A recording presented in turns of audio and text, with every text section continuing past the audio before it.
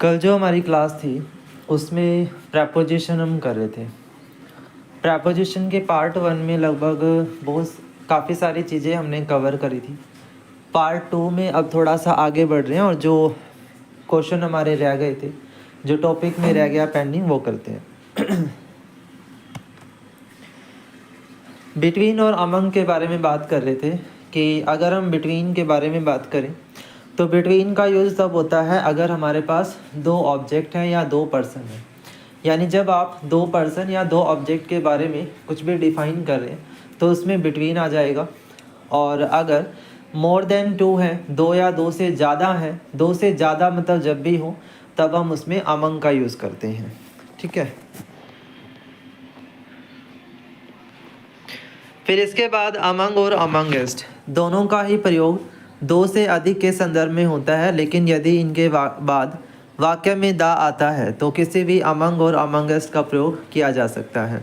लेकिन इनके बाद स्वर से प्रारंभ होने वाले शब्द हैं तो वहाँ पर अमंगेस्ट का प्रयोग होता है। ठीक है, समझ आया। अमंगेस्ट कब आएगा? अगर हमारे पास वावल कौन सा हो, ए हो, तब हम अमंगेस्ट लगते हैं। अगर दा है तो वहाँ पे दोनों ही आ सकते हैं, अमंग भी करेक्ट है और अमंगेस्ट भी करेक्ट है। जैसे he distributed the toffee among amongst the poor, तो दोनों ही आ सकते हैं। He distributed the toffee amongst us. ठीक है, इस तरह। देन है ऑफ एंड ऑफ। ऑफ का संबंध स्थापित करने वाला प्रपोजिशन है, जबकि ओ डबल एफ दूर हटने का भाव प्रकट करता है। यानी ऑफ जो है वो एक इस तरह का प्रपोजिशन है जब हमें सोर्स बताना होता है ना, कनेक्शन बताना होता है एक तरह से। और जबकि ओ डबल एफ जो है वो एक तरह का सेपरेशन बताता है कि सेपरेशन हुई है किसी तरह की।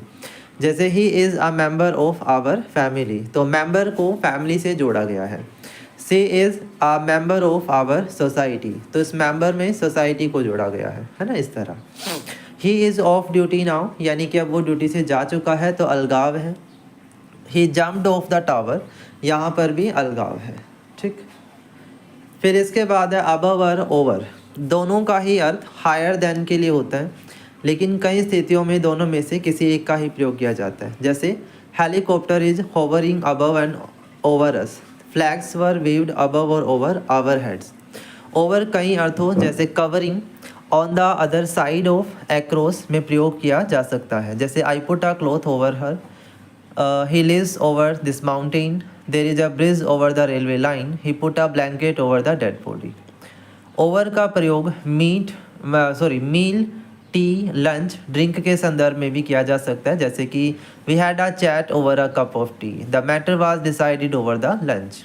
लेकिन अबव का प्रयोग उक्त अर्थों में नहीं किया जाता जैसे कि ऊपर लिखे गए हैं।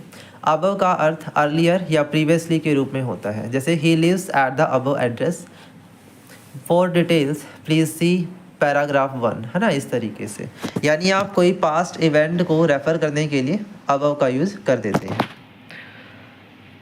फिर है make of and make from, दोनों से ही मटेरियल बनाया जाता है। मेक ऑफ का प्रयोग तब होता है जब वस्तु की अवस्था में कोई परिवर्तन नहीं हुआ है, यानी उसको एज इट इज़ हमने यूज़ करा। और मेक फ्रॉम क्या है कि भाई उसकी शेप को हमने चेंज करा है, उसमें कुछ बदलाव किए हैं। जैसे notebook is made of papers, a house is made of BRICS, butter is made from milk, paper is made from grass, इस तरह से। फिर आपके पास प्रपोजिशन इन और विद आ जाती है। इनका क्या है, जब काउंटेबल नाउन है तो इंस्ट्रूमेंट के लिए हम विद का प्रयोग करते हैं, और अगर अनकाउंटेबल नाउन है तो वहाँ पर इन का प्रयोग करते हैं। ठीक है, simple. He is writing in ink, he writes with a pen, इस तरह से। अपोजिट और इन फ्रंट ऑफ, इन दोनों का प्रयोग विपरीत व सामने दोनों अर्थों में होता है। इन फ्रंट ऑफ का अर्थ सामने होता है, जैसे कि Ram and Shyam are having a meal, Ram is sitting at one side of the table and Shyam at the other side, तो हम कहेंगे Ram is sitting opposite Shyam, इस तरह।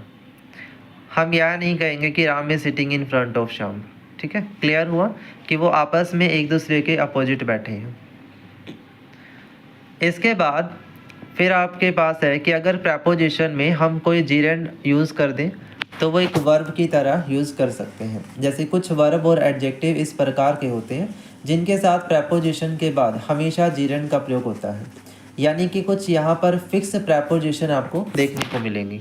जैसे एब्सटेन है, एब्सटेन के साथ हमेशा फ्रॉम लगाएंगे आप, एफ्रेड के साथ ऑफ लगाएंगे, डिवर के साथ फ्रॉम लगाएंगे, गुड के साथ एट लगाएंगे, डिसिस्ट के साथ फ्रॉम लगेगा, डिस्क्वालीफाइड फ्रॉम आएगा, डिसवेट फ्रॉम आएगा, प्रीवेंट के साथ फ्रॉम आएगा, रिफ्रेन में फ्रॉम आएगा, हिंडर के साथ फ्रॉम आएगा। मतलब इस तरीके से आपने थोड़ा सा ये रिवाइज रखना है। ठीक है, ये जो टेबल आपको दिखाई दे रही है इसका एज इट इज़ आपने ध्यान में रखना है। इसकी 3 से 4 बार रीडिंग कर लेना, अपने आप ही माइंड में बैठ जाएंगे कि प्रपोजिशन किस तरह से फिक्स भी हो सकती है।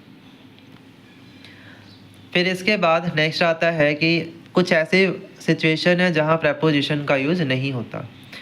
सामान्यतः ट्रांजिटिव वर्ब के साथ किसी भी प्रपोजिशन का यूज़ नहीं होगा। ठीक है, ट्रांजिटिव वर्ब समझते हैं ना कि भाई सब्जेक्ट के बारे में डिफाइन हो रहा है, और इस तरह की वर्ब जैसे reach, resist, resemble, afford, accompany, attack, assist, pick, pervade, proceed, obey, order, combat, benefit, inform, violate, इस तरह से, तो इनके साथ प्रपोजिशन नहीं आएगी।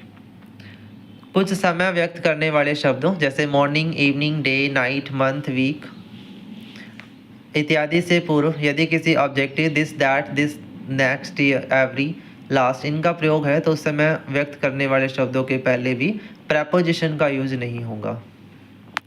ठीक है, अन्यथा समय व्यक्त करने वाले शब्दों के पूर्व प्रपोजिशन लग सकता है। होम के साथ जब गति व्यक्त करने वाली वर्ब आ रही है जैसे गो, गेट इत्यादि का प्रयोग है तो होम के साथ प्रपोजिशन का यूज नहीं होगा। इसके अलावा स्थान व समय को व्यक्त करने वाले शब्द जैसे last week, last month, abroad, minute, bit, inside, outside इत्यादि के साथ भी प्रपोजिशन का यूज नहीं होता है। ठीक है, इसे यूज नहीं करना है। ठीक है, उसके बाद आपको यहाँ कुछ वर्ड दिए हुए हैं। ठीक है, जैसे मैंने ऊपर आपको समझाया ही था कि भाई कुछ प्रपोजिशन हमारी फिक्स रहती हैं, उन्हें हमें याद रखना पड़ता है। तो एक बार थोड़ा सा इस बुक में से पढ़ लीजिएगा, मैंने बुक तो आपको दे ही रखी है और इसी में से आपने इसको पढ़ना है, समझना है। ठीक है, चलिए,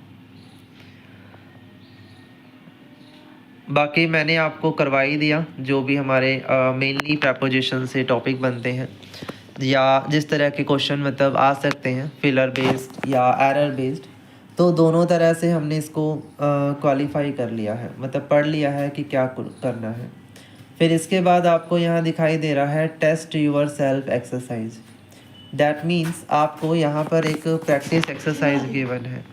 ठीक है, कि यहाँ पर आपको क्वेश्चन नंबर 1 से शुरू करके, ठीक है, बहुत सारे यहाँ पर आपको प्रैक्टिस दिख रही होगी, तो ये प्रैक्टिस क्वेश्चन आप ज़रूर कर लेंगे सो दैट प्रपोजिशन का टॉपिक आपके दिमाग में बैठ जाए। ठीक है, आई होप समझ में आ गई होंगी चीज़ें। ये एरर वाले क्वेश्चन भी हैं तो ये भी थोड़ा सा देख लेना, और प्रपोजिशन अब मेरी तरफ से ओवर है। ठीक है, चलिए, तो मिलेंगे आपको फिर अगले सेशन में। आज का सेशन इतना ही था। Thank you so much.